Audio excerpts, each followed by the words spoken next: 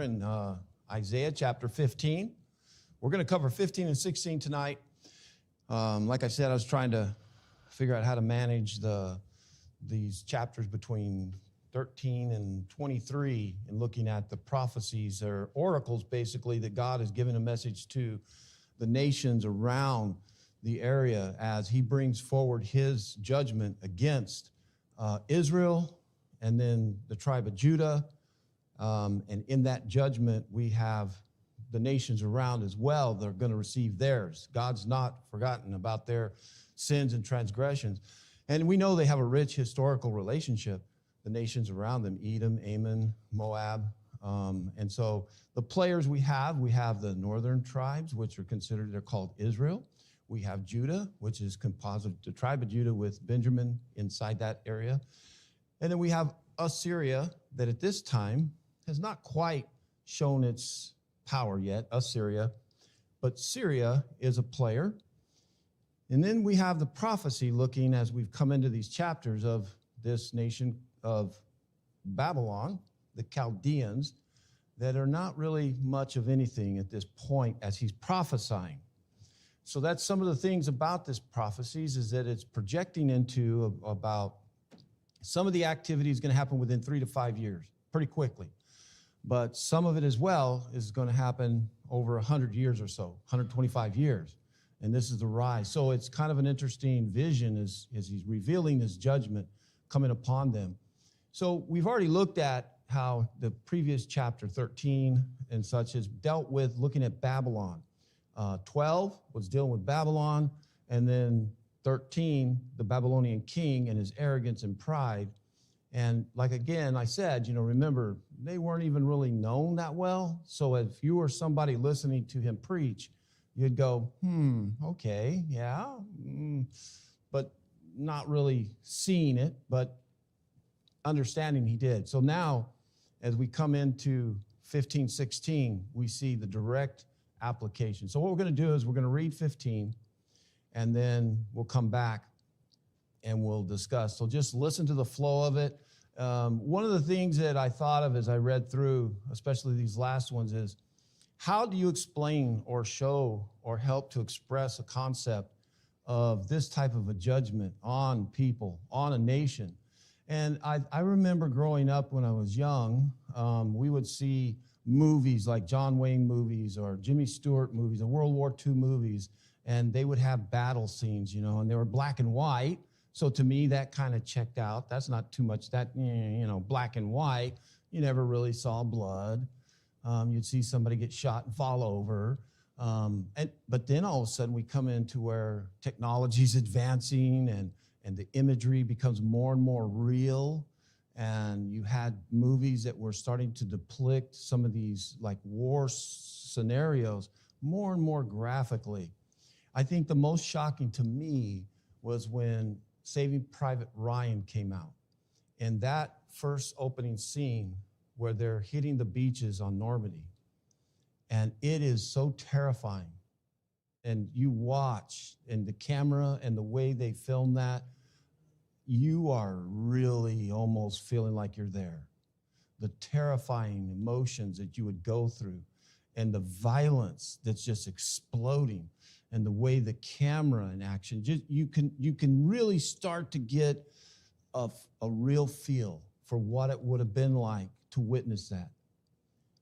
This is what God is trying to show as close as he can, to hopefully show people the terrifying wrath that he is bringing about upon them. Not to scare them, but as much to show them that righteousness will prevail, that he is not going to tolerate injustice and the type of wickedness that has been going on.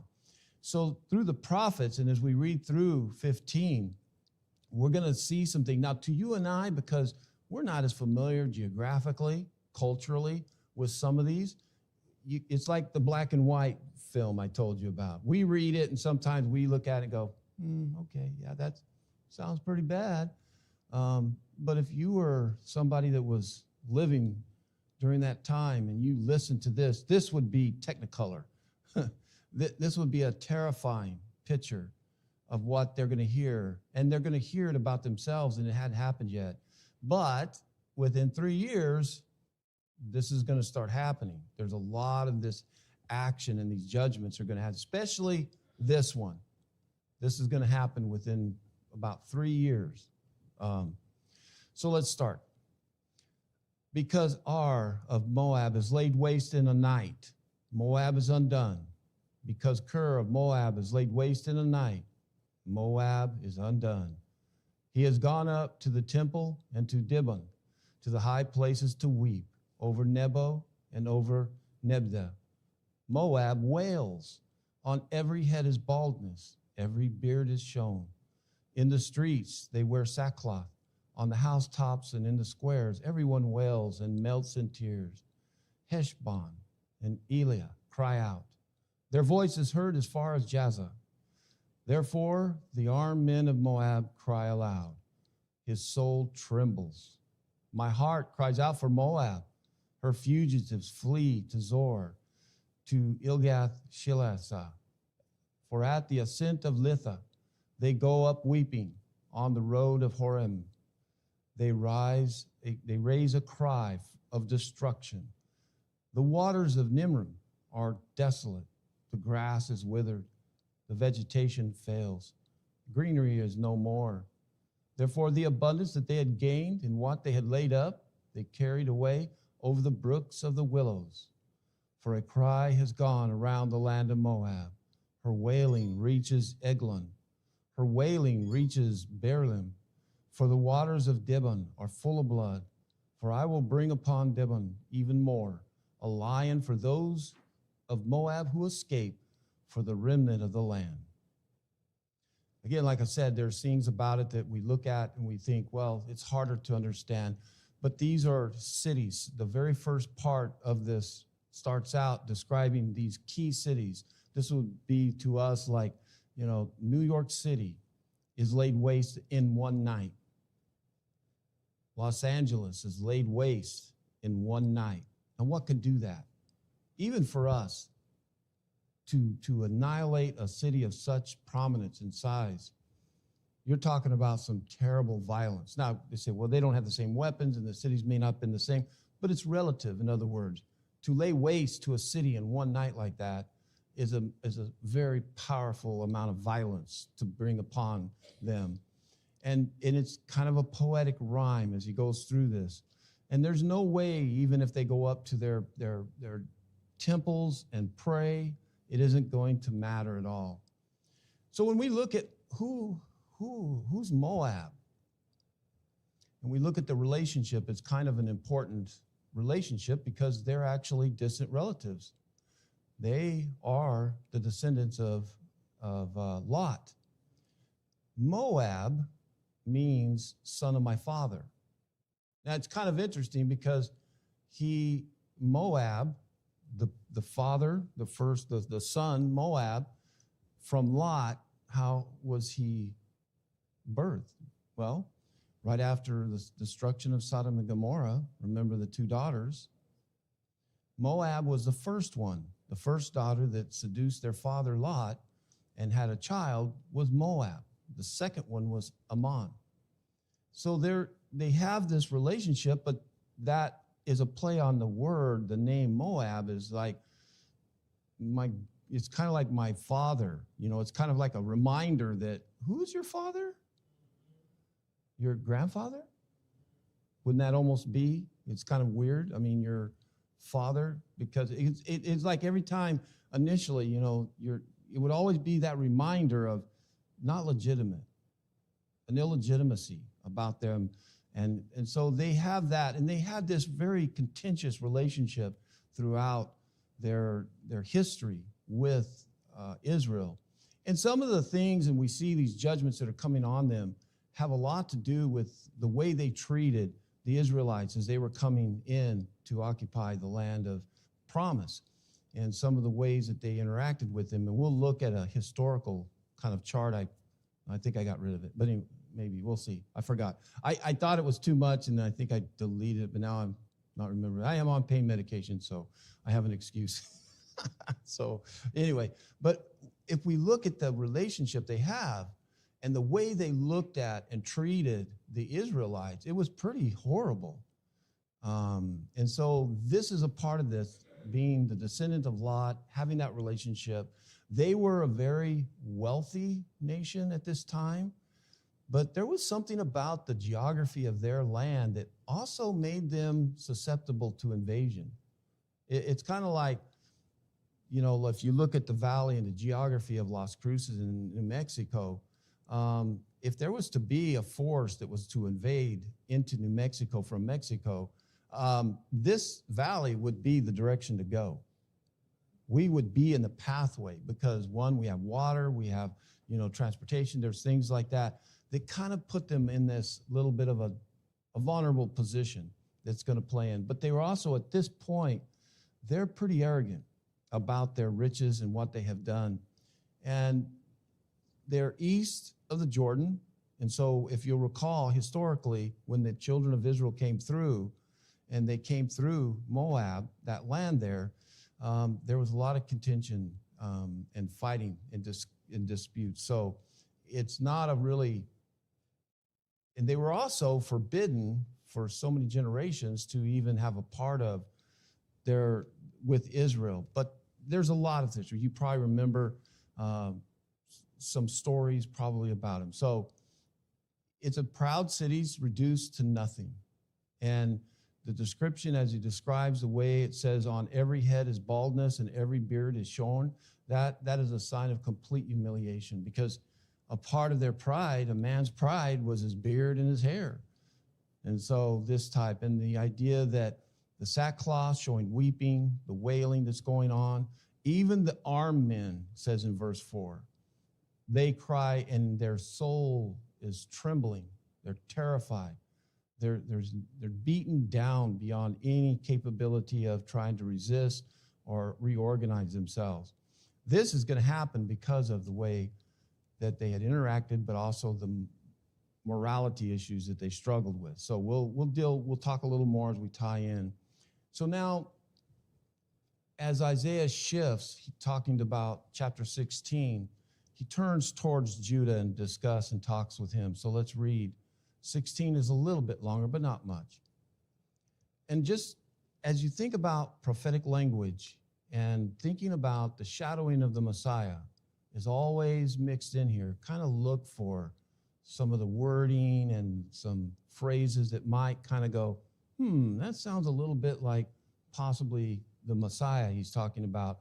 Could this apply to it? And right off, we see it. Send the lamb to the ruler of the land, from Shelah by the way of desert, to the mount of the daughter of Zion, like fleeing birds, like a scattering nest. So are the daughters of Moab at the fords of Arnon.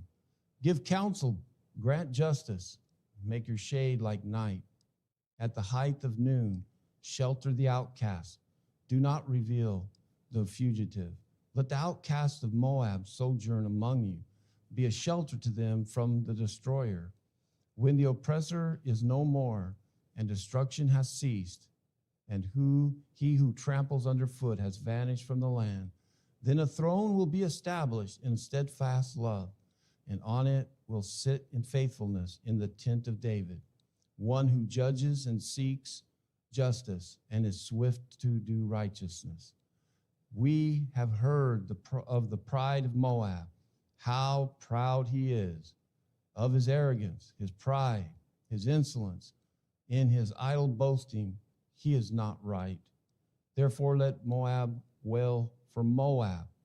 Let everyone wail, mourn, utterly stricken in the raisin cakes of Kir-Haresh. For the fields of Heshbon languish, and the vine of Sibmath.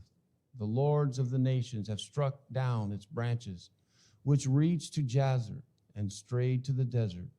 Its shoots spread abroad and pass over the sea. Therefore I will weep with the weeping of Jazer for the vine of Sibmath. I drench you with my tears, O Heshbon, Eliah, for over your summer fruit and your harvest the shout has ceased, and joy and gladness are taken away from the fruit field. And in the vineyards no songs are sung, No cheers are raised. No treader treads out wine in the presses. I have put an end to the shouting. Therefore, my inner parts moan like a lyre for Moab, and my innermost for Kira Harsheth. And when Moab presents himself, and when he wearies himself on the high place, and when he comes to his sanctuary to pray, he will not prevail. This is the word that the Lord spoke concerning Moab in the past. But now the Lord has spoken, saying, in 3 years, like the years of a hired worker, the glory of Moab will be brought into contempt in spite of all his great multitude, and those who remain will be few and feeble. One of the things, you have refugees. When an invading force, the civilians scatter. They're going to run. They're going to try to find a place of safety. And so this symbol of Zion is that they're going to run. They're going to try to find safety in Judah itself. And within all of this, there's this part where you hear Isaiah showing mourning for it. As much as you want justice to come upon others, a righteous man still weeps to see this type of a violence inflicted. I mean, even when I think of people that are being executed for capital murder, and I know how evil they have done, there's just something that is sad. I don't get real joyful. I'm joyful maybe because justice hopefully is being carried out, but there's still a part when you see this type of devastation, no matter how deserving they may be, it should sadden us. And this is a part with the 2 chapters you probably could have heard a portion. That is Isaiah expressing, the idea that, there's a part that bothers him, that he weeps for this type of destruction that's coming upon them. It's still God's justice. It doesn't mean that it's going to be pleasant and that we should rejoice at that at all. And so he's calling. There's a call for mercy and justice from Judah's throne. And we see this shadowing as well that a lot of scholars have seen, especially like I said at the very first verse, this idea of this lamb, ruler of the land. And you see this linking to the house of David as well. And showing, and so there's a little shadowing of this idea of that what people are going to do as when the Messiah does come, and that where do they come to seek this type of security is going to be there. And it's going to come from, of course, the Messiah's throne. This humiliation is something that is going to bring down the pride that they have shown. And that's where I think a lot of times when we look at people who are very evil or bad people, and they're very proud, when we watch their pride, a lot of times I think that's what upsets me the most. And sometimes that really makes me want to see them fall even more. When you see people that are arrogant and proud, and then when they stumble, you kind of go, yeah. And that, and I think there's kind of a warning because, we want to see justice, and we just love to see people's pride brought down and humiliated. But in this, it's going to be so horrific that it's going to be hard to watch and for us to see. So I think there's a mixed message as well. Yes, love the fact that God's justice is coming. But in the same token, it's going to be, that song, There's a Great Day Coming. Remember that? Talks about there's 3 days coming. There's a great day coming. There's a sad day coming. That this idea that, yes, it's a great day for some, but you see God's justice. But at the same time, there's something that is horrible about it. And we shouldn't be proud ourselves about, see, there we won. Our Lord got him finally. It's not. It's nothing for us to necessarily rejoice in. So we see some messianic connections. And really the contrast between, we look at Moab's pride and against God's justice. And a lot of times that's exactly what brings down nations and brings people down is their pride, their failure to have any humility, and which causes them to believe they can sustain themselves, that they're the ones that have produced their own wealth, their own security. And that's exactly the opposite of what God wants, because we need to understand we are nothing without God. Everything is God's. So who are you to sit and believe that you are such a self-created person, self-wealthy in everything you've got? And so it's a contrast showing the way their pride and God's justice is going to bring back and is going to be demonstrated through this action. And in verse 5, again, showing this Messianic throne being established, which is a big foreshadowing of also the reign of Christ's righteousness in all of this.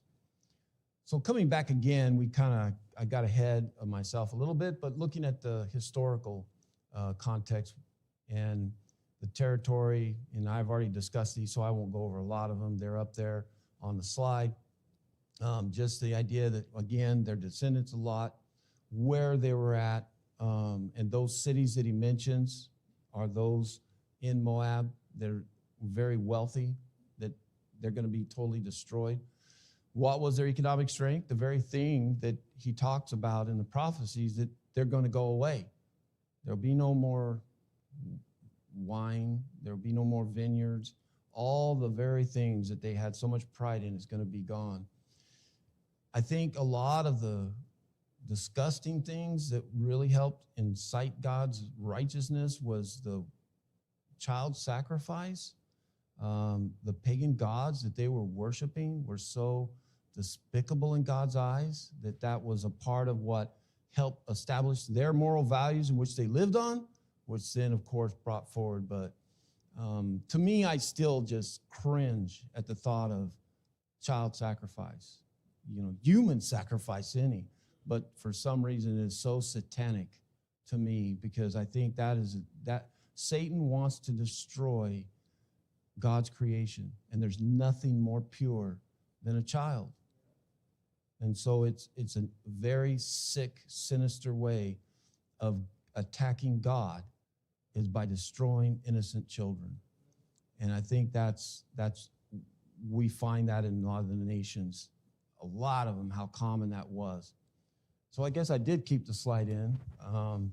So you can look at it, kind of look over there.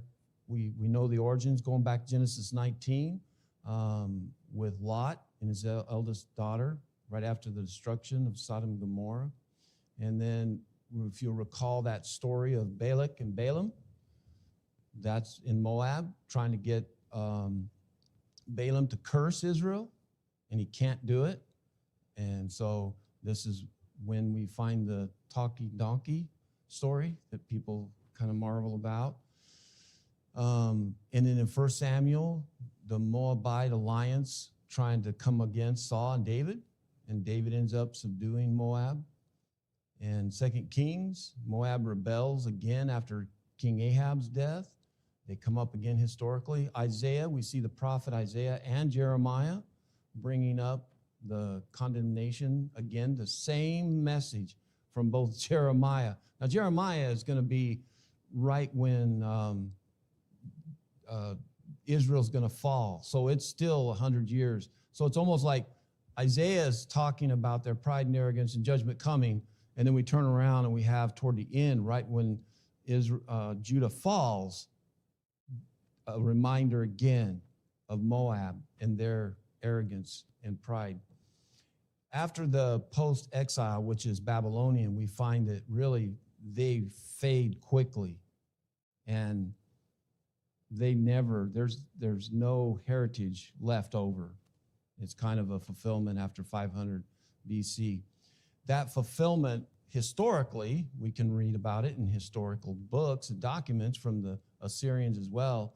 And there's three main kings of Assyria in the major invasion campaigns was Tiglath-Pileser, Sargon, and Sennacherib are the ones who, and they weren't directly we don't hear about it, but it was a part of their expansion in the kingdom of Assyria.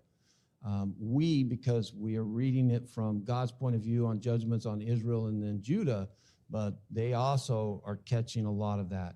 They're one of the gods that they boast about, that they destroyed their kingdoms, gods, and everything and ran over them. But it's Nebuchadnezzar in the 6th century, which is after Assyria has fallen, that Babylon is going to inflict kind of the final judgment upon them.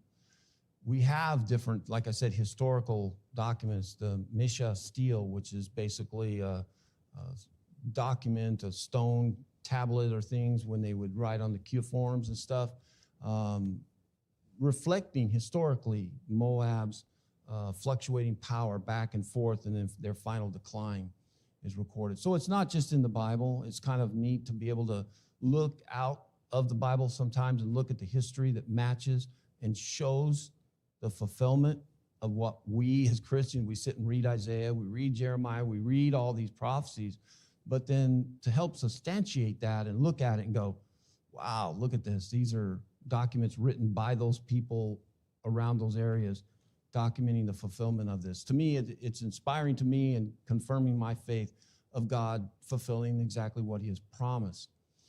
Some of the theological and messianic connections of all of this we see is that pride, again, versus Christ's humility thrown in there, that steadfast love in that ruling, and the idea that overall this is going to happen quickly. At the very end, he was very clear. He wasn't cryptic, was he, about it, how fast that this was going to happen. I think if we were to take the lessons and think about it, a continuous lesson, and almost every Sunday afternoon when we've looked at this, is one of the consistent messages is how the very strong proverb message is pride leads to downfall of everything. It's almost a common sense thing in every practical way of our lives, that if we allow pride, it'll blind us. It'll blind us to the reality of the glory of God. It'll blind us to the ability to look at within ourselves and make corrections. It blinds us to being thankful for what we have and who has helped us get us there. You know, that's another thing, is that proud people don't look around and give a lot of thanks to who has made me who I am. It becomes very selfish, and that's going to lead down to that path of destruction. And we can see in these prophecies, especially like when we substantiate them and seeing how they were confirmed exactly the way these prophets have said, that really only God's promises are reliable. Not the ones that we're going to get from politicians or different people, but that God is the one. And because as well, the beauty, 2,000, 3,000 years later, we can look at this stuff and go, it's been fulfilled. It's been fulfilled. And more and more and more, we see archaeologists going out and digging up places that for hundreds of years, people said, well, that's just fable. It never existed. And then they dig it up.